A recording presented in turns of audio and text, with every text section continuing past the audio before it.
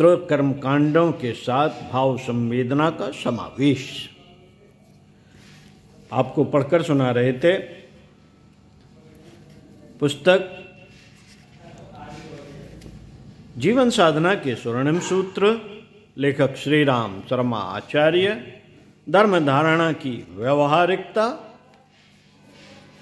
विषय आइए सुनते हैं, कर्मकांडों के साथ भाव संवेदनाओं का समावेश।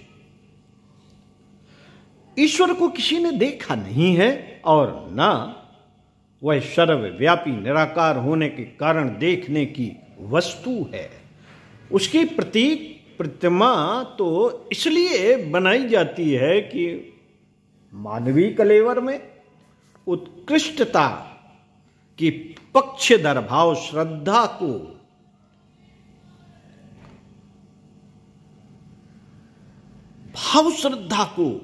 उस माध्यम से जोड़कर परब्रह्म की विशिष्टताओं की परिकल्पना करना सर्वसाधारण के लिए सहज संभव हो सके।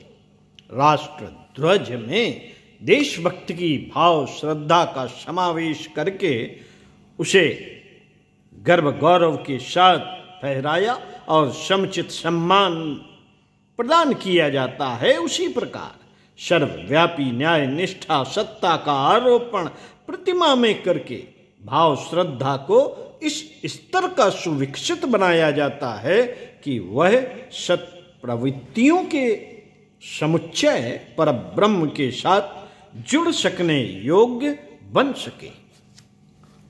भगवान के दर्शन करने के लिए लालायित अर्जुन काकभूषण यशोदा कौशल्या आदि के आग्रह का जब किसी प्रकार समाधान होते न दिख पड़ा और साकार दर्शन का आग्रह बना ही रहा, तो उन्हें तत्व ज्ञान की प्रकाश की प्रेरणा ने इस विशाल विश्व को ही विराट ब्रह्म की प्रतिमा बताया।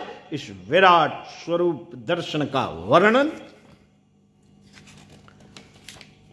विवेचन गीताकार ने अलंकारिक ढंग से समझाते हुए यह बताने का प्रयत्न किया है कि विश्वव्यापी उत्कृष्टता ही उपासना योग्य ईश्वर सत्ता है।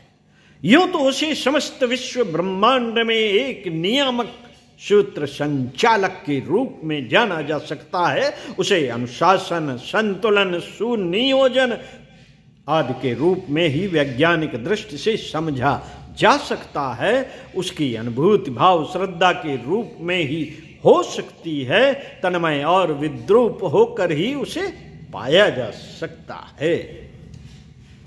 मित्रों, अग्नि के साथ एकात्म प्राप्त करने के लिए ईंधन को आत्मसमर्पण करना पड़ता है और अपना स्वतंत्र अस्तित्व मिटाकर तद्रूप होने का साहस जुटाना पड़ता है। ईश्वर और जीव के मिलन की यही प्रक्रिया है। नाले को नदी में अपना विलय करना पड़ता है, पानी को दूध में घुलना पड़ता है और वैसा ही स्वाद स्वरूप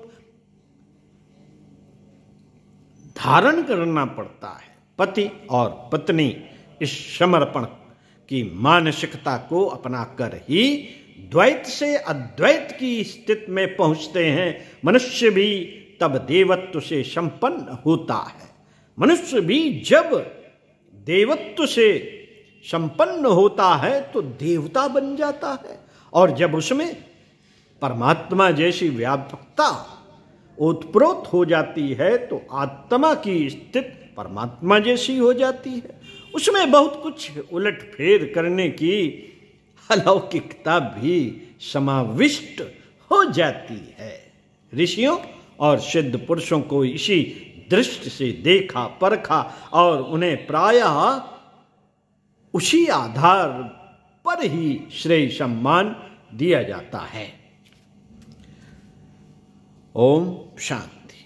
प्रतीक पूजा का तत्व दर्शन अगले वीडियो में इसी पुस्तक जीवन साधना के स्वर्णिम सूत्र, लेखक श्री राम शर्मा आचार्य पढ़कर सुनाएंगे। आइए सुनते हैं अगले वीडियो में।